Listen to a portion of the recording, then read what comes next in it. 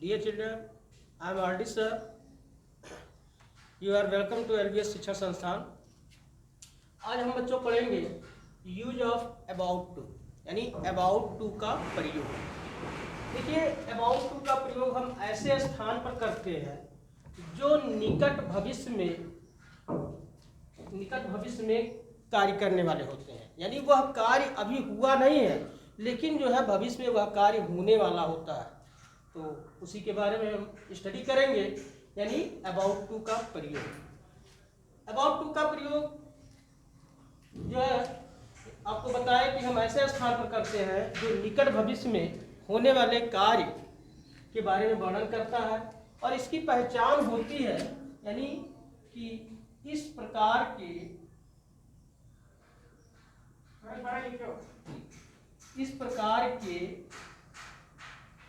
वाक्यों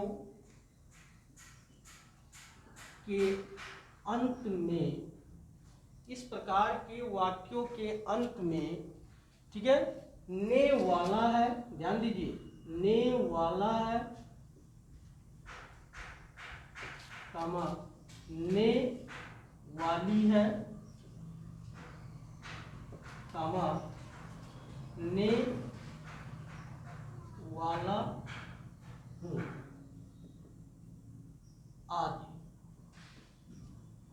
आदि शब्द आते हैं, आदि शब्द आते हैं। तो देखिए बच्चों, कहते हैं कि अबाउट टू का प्रयोग हम ऐसे स्थान पर करते हैं जो निकट भविष्य में कोई कार्य होने वाला होता है या कोई कार्य करने वाले होते हैं, तो उसके लिए हम यूज करते हैं अबाउट टू का। और अबाउट टू के जो वाक्य होते हैं उस वाक्य का पहचान होता है कि इस प्रकार के वाक्यों के अंत में ने वाला है, ने वाली है, ने वाला हूँ आदि शब्द आते हैं। देखिए, इसका जब भी वाक्य हम अफर्मेटिव सेंटेंस बनाते हैं,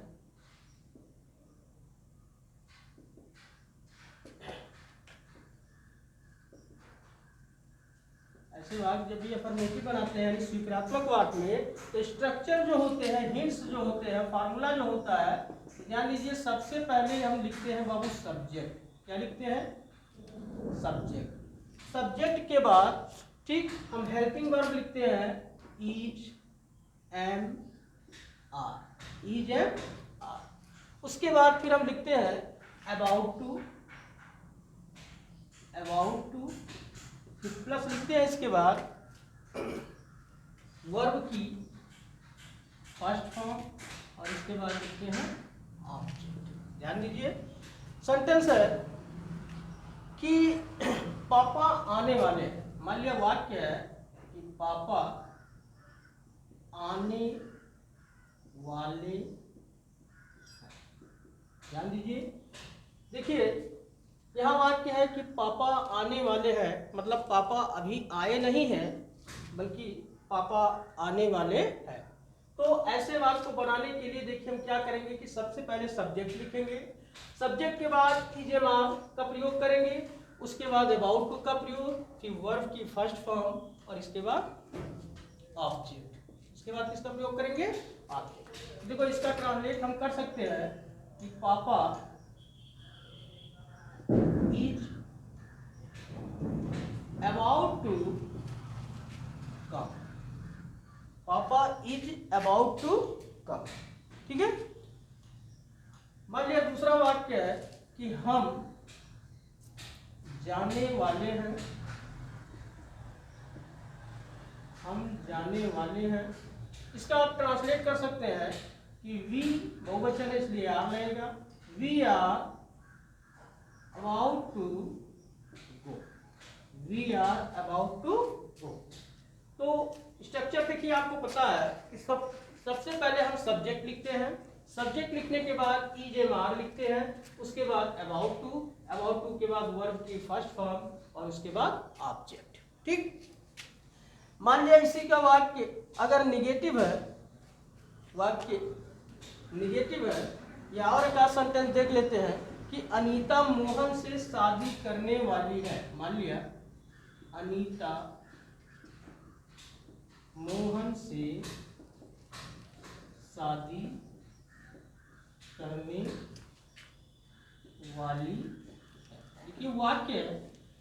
अनीता मोहन से शादी करने वाली है, यानी अनीता मोहन से शादी करने वाली है। ऐसा नहीं है कि अनीता जो है माला वर लेके दौड़ रही है, ऐसा नहीं है, बल्कि अनीता जो है मोहन से शादी, यानी आगे जो है मोहन से शादी करने वाली है। इसका ट्रांसलेट देखिए, हम लिखेंगे कि अनीता इज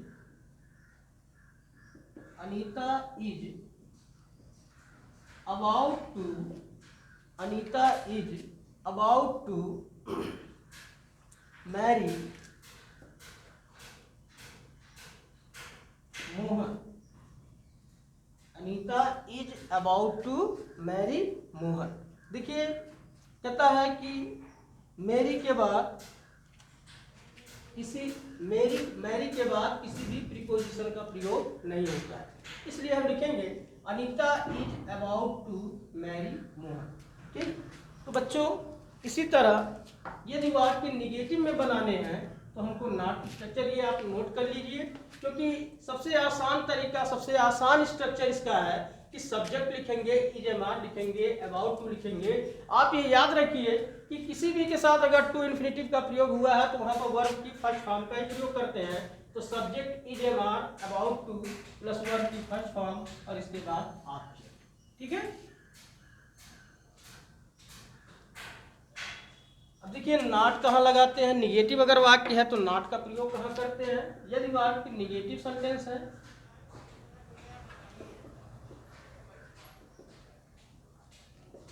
वाक्य नकारात्मक है, निगेटिव सेंटेंस है, तो इसका स्ट्रक्चर होता है, फार्मूला है हिंस, कि यहाँ भी सबसे पहले हम लिखेंगे सब्जेक्ट। क्या लिखेंगे?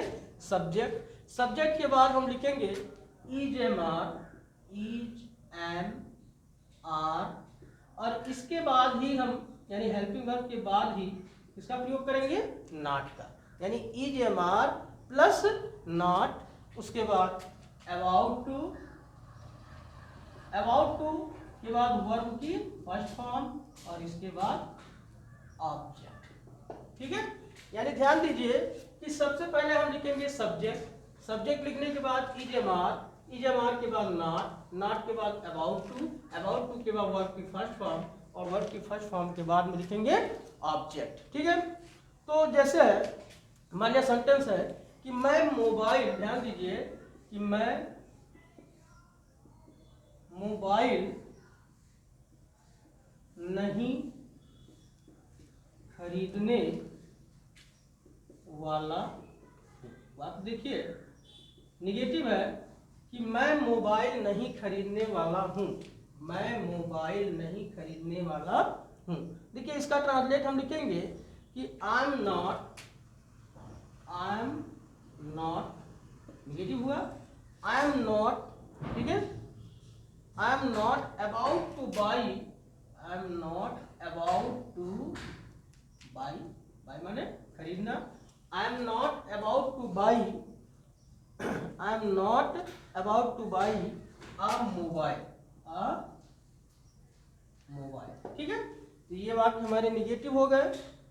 मान लिया एक और वाक्य देखते हैं कि हम विद्यालय नहीं जाने वाले हैं। ध्यान दीजिए, हम विद्यालय नहीं जाने वाले हैं। देखिए स्ट्रक्चर आपको बताए, पहचान इसका बताए थे कि लास्ट में इसका ने वाले या ने वाला, ने वाली, ने वाला हूँ आज सब आते हैं, तो पहचान लिखिएगा। यानी हम विद्यालय नहीं जाने वाले हैं, तो इसका हम लिखेंगे कि वी आर नॉट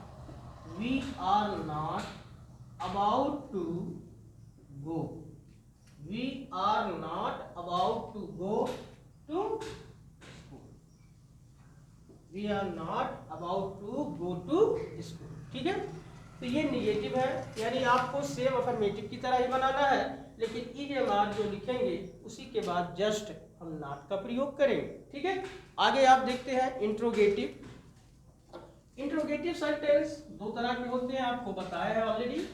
तो इंट्रोगेटिव सेंटेंस में बनाने के लिए स्ट्रक्चर क्या है कि सबसे पहले ध्यान दीजिए, इंट्रोगेटिव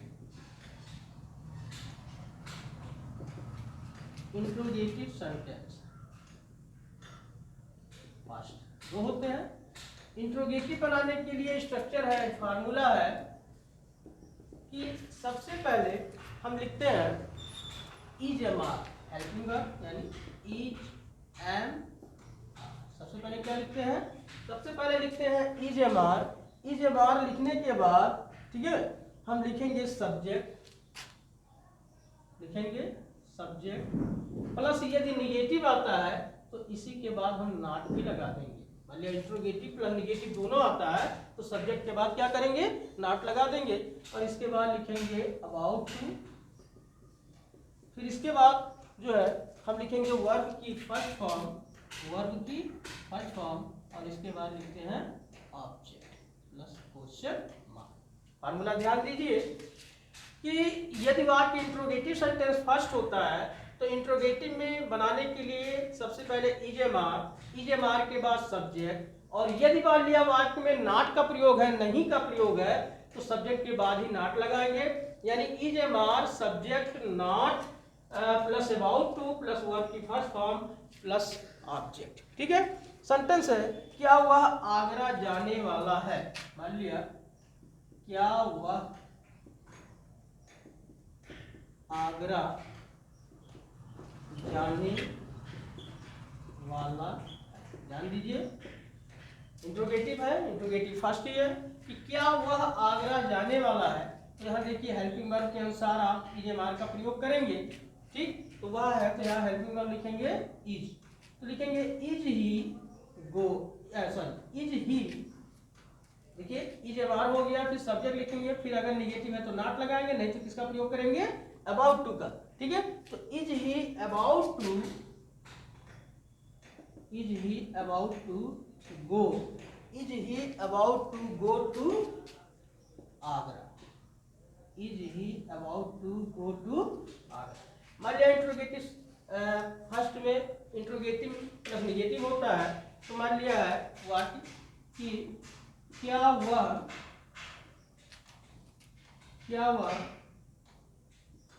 उसे नहीं पढ़ाने वाला है, पढ़ाने वाला है। ध्यान दीजिए, अब देखिए इसमें निगेटिव है, निगेटिव भी है, इंट्रोगेटिव भी है, तो ऐसे वाक्य बनाएंगे कि इज ही, उसके बाद लगाएंगे not, is he not about to, is he not about to, ठीक है, teach, is he not about to teach him, माने उसे। ठीक है, तो इस तरह से अगर इंट्रोगेटिव फर्स्ट है तो हम जो है इज एम आर का प्रयोग करते हैं, सब्जेक्ट, अगर नेगेटिव भी है तो नॉट, उसके बाद अबाउट टू, वर्ब की फर्स्ट फॉर्म, उसके बाद ऑब्जेक्ट, और लास्ट में क्वेश्चन मार्क। वाक्य में नेगेटिव अगर आता है तो आप सब्जेक्ट के बाद क्या करेंगे? नॉट का प्रयोग कर देंगे। ठीक है, अब इंट्रोगेटिव सेकंड में देखिए,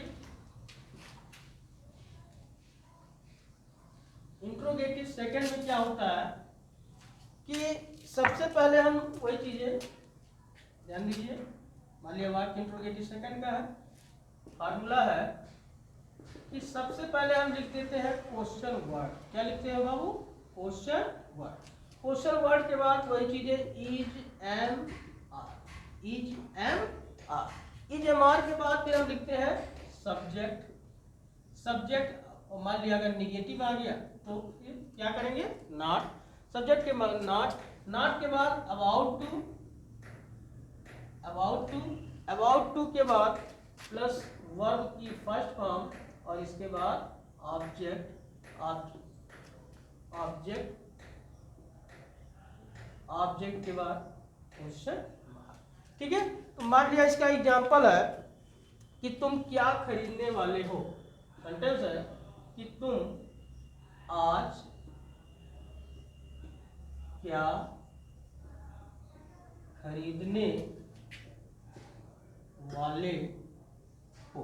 ठीक है, वाक्य है कि तुम आज क्या खरीदने वाले हो। तो यहां देखिए पहले हम क्वेश्चन वर्ड लिखेंगे। क्वेश्चन वर्ड इसमें क्या है, यानी क्वेश्चन वर्ड होता है कि जो कब, क्यों, कहाँ, कैसे, कौन यदि वाक्य के बीच में आते हैं तो सबसे पहले हम उनकी अंग्रेजी लिखते हैं, उसके क्वेश्चन वर्ड लिखते हैं। तो इसमें क्या है, तो क्या की अंग्रेजी होती है, व्हाट। ठीक, व्हाट हो गया। व्हाट के बाद आपको लिखना है इज एम आर। तो सब्जेक्ट तो देखिए, सब्जेक्ट अगर सिंगुलर है तो इज, प्लूरल है तो आर, और यदि आई है तो एम।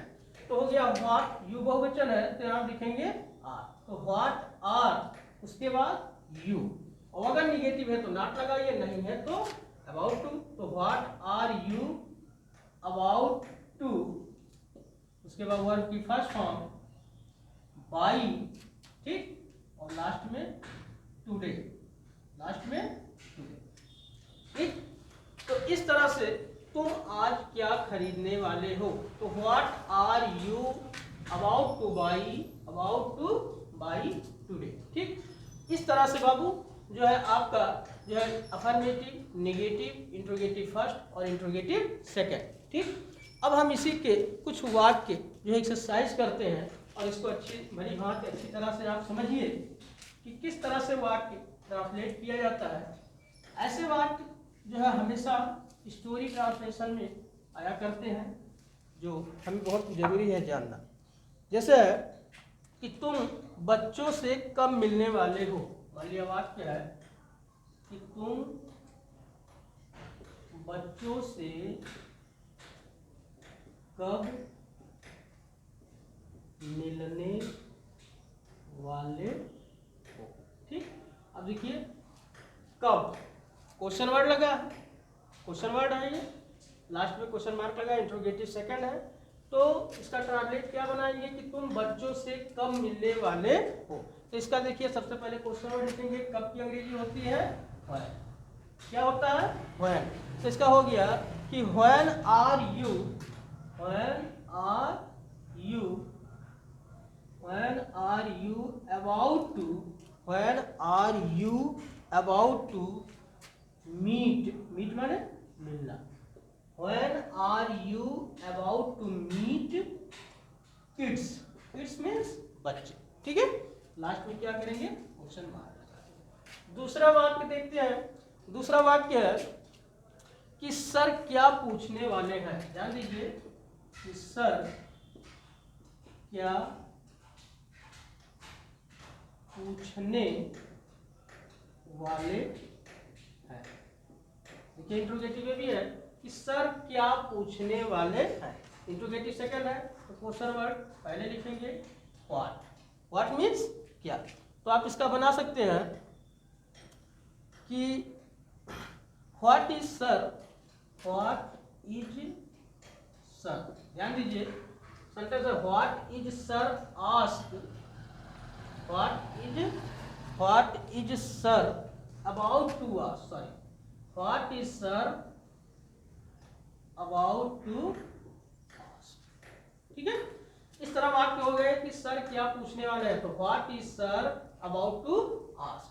तीसरा सेंटेंस देखते हैं। सेंटेंस है कि क्या तुम पैसे देने वाले हो, क्या तुम पैसे देने वाले हो। देखिए ये इंट्रोगेटिव फर्स्ट है कि क्या तुम पैसे देने वाले हो। देखिए इसका हम बनाएंगे कि आर यू, ध्यान दीजिए are you about to give, give means देना, are you about to give, ठीक, मनी, मनी मीन्स पैसे, are you about to give money. अगला है वाक्य कि मैं अपनी नौकरी बदलने वाला हूं। ध्यान दीजिए मैं अपनी नौकरी बदलने वाला हूं। देखिए कौन सा वाक्य है, अफर्मेटिव है, नेगेटिव है, इंट्रोगेटिव फर्स्ट है कि इंट्रोगेटिव सेकंड है। तो ये देखिए मैं अपनी नौकरी बदलने वाला हूं, अफर्मेटिव है। तो इसको हम बनाएंगे आई एम, ठीक, about to change, I am about to change, I am about to change, ठीक, अपनी नौकरी, माई जॉब। लिखा है कि मैं अपनी नौकरी बदलने वाला हूँ। इसका आप ट्रांसलेट कर सकते हैं कि I am about to change my job. ठीक है, अगला वाक्य देखते हैं कि मैं यह मूवी देखने वाला हूँ। मैं यह मूवी देखने वाला हूँ। ठीक, इसका आप ट्रांसलेट लिखेंगे I am about to see. See means देखना। I am about to see this movie. ठीक है, I am about to see this movie. ठीक है, मान लिया अगला है कि हम बच्चों को पढ़ाने वाले हैं। ध्यान दीजिए, हम या निगेटिव बना लेते हैं कि हम आज बच्चों को नहीं पढ़ाने वाले हैं। ठीक, इसका देखिए आप बना सकते हैं कि वी आर नॉट। ठीक है, आपको बताया था कि यदि वाक्य निगेटिव होगा तो is am are helping verb के बाद नॉट का प्रयोग कर देंगे।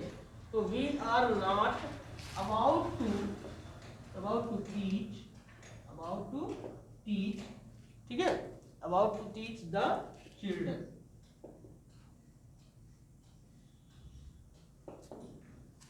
तो प्यारे बच्चों, इसको भली भांति अच्छी तरह समझिए और एक्सरसाइज कीजिए। Thank you very much.